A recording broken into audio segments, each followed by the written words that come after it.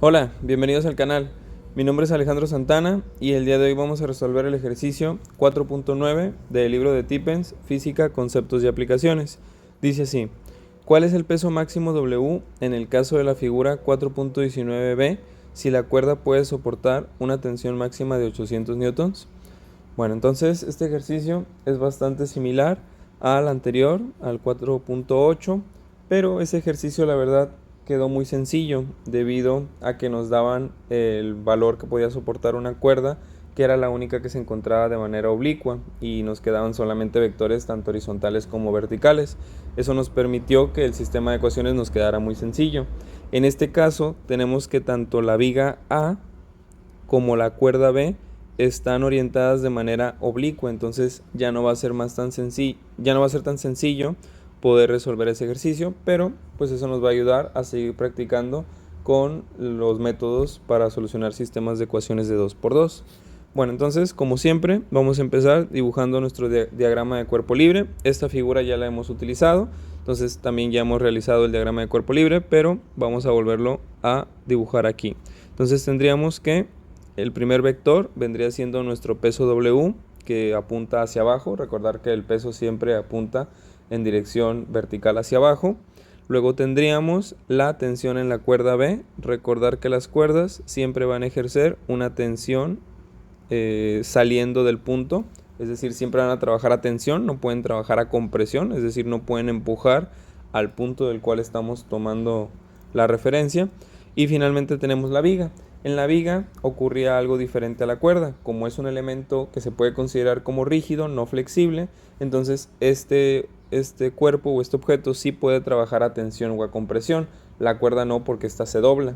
Entonces anteriormente explicamos el por qué, en el 4.6 o en el 4.7 explicamos el por qué esta viga está trabajando a compresión. Entonces quiere decir que vamos a apuntar hacia dentro del punto la fuerza, sería la fuerza A. Y entonces ahí tendríamos nuestro diagrama de cuerpo libre. Entonces lo que seguiría sería hacer nuestro planteamiento de la sumatoria de fuerzas en X y en Y igual a 0, debido a que, como estamos hablando de un sistema en equilibrio, la sumatoria de fuerzas tiene que ser igual a 0, es decir, todas las fuerzas entre sí se tienen que anular para que no haya un movimiento resultante. Muy bien, entonces ya que tenemos esto, ahora sigue hacer el planteamiento con las fuerzas que realmente tenemos en el diagrama aquí dibujado, pero como vemos son sumatoria de fuerzas en X y en Y. Para eso hay que descomponer las fuerzas que estén oblicuas, es decir, tanto TB como FA no están trabajando solamente en X o en Y, sino que están trabajando en los dos ejes al mismo tiempo. Entonces aquí dibujamos una componente que le vamos a llamar TBX, que es la componente horizontal de TB, y aquí tendríamos la componente vertical que le vamos a llamar TBY. Lo mismo sucede con FA, vamos a dibujar aquí una componente horizontal que le vamos a llamar FAX y una componente vertical que le vamos a llamar FAY. Entonces ahí ya tendríamos vectores completamente horizontales y verticales. En este caso nos dicen que la cuerda puede soportar una tensión máxima de 800 newtons, entonces aquí tendríamos que ese valor es de 800 y ahora tocaría averiguar cuántos de estos 800 newtons se están aplicando a lo horizontal y cuántos se están aplicando a lo vertical. Para eso hay que hacer uso de las relaciones trigonométricas, el seno, el coseno, etcétera, ¿no? Entonces hay que recordar que siempre vamos a tratar de utilizar el ángulo que se forme entre el vector original y una línea horizontal, es decir, a mí me gusta utilizar este ángulo que se encuentra aquí. Entonces vamos a determinarlo. Vemos que este ángulo de 30 grados es el que se forma entre la pared y la cuerda. Aquí esta línea podría representar la pared y esta línea blanca podría representar a la cuerda. Entonces vemos que aquí hay un ángulo de 30 grados. Este ángulo de aquí, por ser una línea vertical y una línea horizontal, es un ángulo recto de 90 grados. 30 más 90 son 120. Recordar que la suma de los tres nos tiene que dar 180. Entonces 120 para 180 quiere decir que este ángulo sería de 60 grados. Entonces ese es el ángulo que vamos a utilizar. Y eso me permite hacer la siguiente asociación, que es la X la voy a asociar con el coseno del ángulo y a la Y la voy a asociar con el seno del ángulo. ¿Esto qué quiere decir? Que la componente en X la voy a poder descomponer utilizando el coseno del ángulo y a la componente Y la voy a poder obtener utilizando el seno del ángulo. Entonces me quedaría que TBX es igual al vector original multiplicado por el coseno del ángulo. Entonces TBX vendría siendo, TBX es igual a TB. ¿Cuánto vale TB? Vale 800 multiplicado por el coseno del ángulo, que estamos trabajando con un ángulo de 60 grados. El coseno de 60, esto es igual a 1/2. Entonces la mitad de 800, esto es igual a 400. Quiere decir que de los 800 newtons, 400 se están trabajando de manera horizontal. Y ahora uno podría pensar que TBY también serían 400, ¿no? Porque si uno está trabajando a 400 y el total son 800, pues lo lógico es que el otro también serían 400 newtons. Pero recordar que cuando trabajamos con vectores no aplica la aritmética tradicional, entonces hay que hacer el cálculo de todas maneras. Entonces nos quedaría que TBY es igual a TB multiplicado por el seno del ángulo. Por lo tanto nos queda que TBY es igual a 800 por el seno de 60. El seno de 60 es raíz de 3 sobre 2, pero vamos a obtenerlo de manera decimal para que sea algo más sencillo, 692.82. Entonces vemos que la suma de estos dos no me da el vector original. Es algo correcto, así funcionan los vectores, ¿no? Bueno, entonces ahí tendríamos ya los dos valores de TBX y de TBY. Ahora faltaría encontrar los valores de FAX y FAY. ¿Qué vendría siendo? Vamos a hacer lo mismo, vamos a tratar de encontrar un ángulo de referencia que nos ayude a asociar la X con el coseno y a la componente Y con el seno. Entonces ese ángulo que a mí me gustaría obtener vendría siendo este, porque es un ángulo que se forma entre el vector y una línea horizontal. Entonces, ¿cómo lo obtenemos? Bueno, hay que notar aquí en el dibujo que aquí hay un cuadrito. Ese cuadrito simboliza que este ángulo que se forma ahí es un ángulo de 90 grados. Entonces vemos que un ángulo de 90 grados se forma entre la cuerda B y la viga A. ¿Quién viene representando la cuerda B? Sería esta línea blanca. ¿Y quién representa a la viga A? Esta otra línea blanca. Entonces este ángulo de aquí, el que se forma entre estas dos líneas blancas, vendría siendo de 90. Si aquí yo tengo un ángulo de 60, entonces para completar los 90 aquí, tendría que valer esto 30 grados. Entonces ahí tendría 30 grados. Y por ángulos alternos internos, esto es algo de geometría que se ve en Matemáticas 2, este ángulo también sería de 30 grados. De igual manera se podría trabajar con este, puesto que es un ángulo que se forma entre una línea horizontal y el vector original, que es esta línea blanca.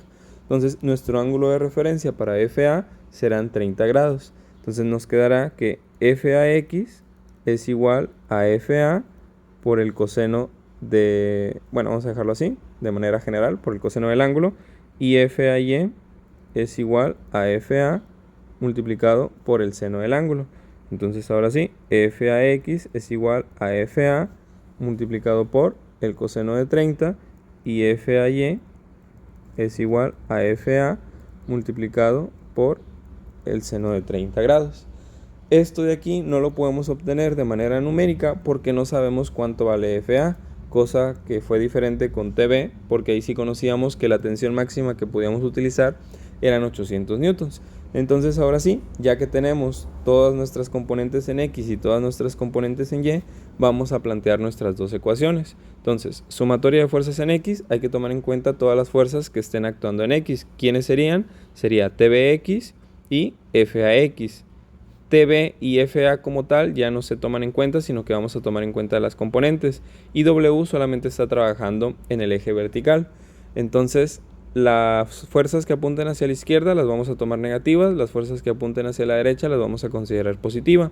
FA apunta a la derecha, perdón, FAX, y TBX apunta hacia la izquierda. Entonces me quedaría FAX positiva porque apunta hacia la derecha menos TBX, pero TBX yo ya lo conozco, son 400 newtons. Entonces en lugar de escribir TBX mejor pongo el valor numérico, menos 400. Como ya no hay más fuerzas que actúen en el eje X, aquí simplemente igualamos a 0. Y entonces nos queda una ecuación muy sencilla que ahorita más adelante vamos a resolver. Primero vamos a plantear ahora la segunda ecuación, sumatoria de fuerzas en Y igual a 0. Entonces hay que tomar en cuenta todas las fuerzas que estén trabajando en el eje Y.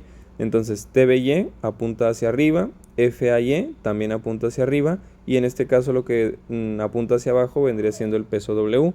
Entonces vamos a ponerlo en el mismo orden, FAY más TBY menos el peso W es igual a 0. Entonces ahí tendríamos nuestro sistema de ecuaciones. Pero vemos aquí, por ejemplo, que tenemos muchas variables. FAX es una variable, FAY es otra variable porque es otra letra completamente diferente. TBY, TBY, ese sí lo conocemos. TBY lo teníamos aquí arriba, son 692.82. Entonces, 692.82. Muy bien. Pero de todas formas siguen siendo muchas variables, serían 3 variables. Porque aquí tenemos W aparte de FAX y FAY. Entonces, ¿qué es lo que podemos hacer? Bueno, aquí tanto FAX como FAY lo podemos cambiar por FA coseno del ángulo y FA por el seno del ángulo. De esa manera ya solamente tendríamos la variable FA y entonces sería una sola incógnita, que es lo que vamos a hacer. Entonces, por eso fue que aquí obtuvimos las componentes tanto en X como en Y su equivalencia con el vector original, que era FA. Entonces, FAX es igual a FA por el coseno del ángulo. Entonces aquí voy a cambiar esa FA por el coseno del ángulo. Recordar que para FA el ángulo de referencia era el de 30 y para B era el de 60. Entonces aquí sería coseno de 30 menos, porque todo esto es FAX, vamos aquí, 400 es igual a 0. Y hacemos lo mismo aquí abajo para FAY. Entonces nos quedaría que FAY es igual a FA por el seno de 30. Entonces cambiamos FAY por FA seno de 30. Este 692.82 lo podemos pasar al otro lado porque es número, no es variable. Y pasaría restando porque está sumando. Entonces de este lado nos va a quedar menos W, que esta sí la vamos a dejar aquí porque es variable. Y del lado derecho del signo de igualdad vamos a escribir menos 692.82. Y entonces ahora sí podemos determinar cuánto vale FA y W. En este caso también nos queda un sistema de ecuaciones bastante sencillo, porque como en la primera ecuación solamente hay una variable, podemos despejar esta variable y ya que tengamos este valor lo podemos sustituir aquí y entonces vamos a poder obtener W. Vamos a hacerlo. Por ejemplo, despejamos FA, este 400 que está restando pasaría sumando, entonces me quedaría FA por coseno de 30 es igual a 400.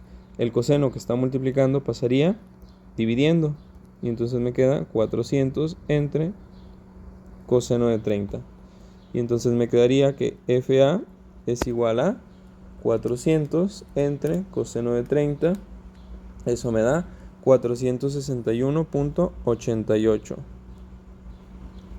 newtons. Entonces esa sería la fuerza en la viga A. Y ahora tendríamos que obtener W porque creo que ni siquiera la fuerza en la viga me piden. Simplemente me piden el peso W máximo que puedo colgar. Pero era necesario obtener este valor para poder sustituirlo aquí y obtener W. Entonces me quedaría que este 461 lo voy a sustituir aquí porque es lo que vale FA. Entonces sería 461.81 multiplicado por el seno de 30 menos W es igual a menos 692.82. Y entonces de aquí me queda que despejando W puedo hacer esto. Esta W que está restando la paso para acá sumando. Y este 692 que está restando lo paso para acá sumando. De esa manera me queda la W sola y los dos números me quedan del lado izquierdo. Entonces aquí simplemente hago la operación, 461.81 por el seno de 30, eso es sacarle la mitad, serían 230.94 más 692.82, que lo paso sumando, es igual a W. Y aquí ya simplemente hago la suma. 230 más 692.82, eso me da 923.76 newtons. Y ahí tendríamos lo que puede soportar la cuerda sin que se rompa. Entonces, con esto tendríamos resuelto el ejercicio 4.9. Bueno, espero que te haya sido útil. Si es así, te invito a que te suscribas para que no te pierdas el contenido de esta serie y muchas otras.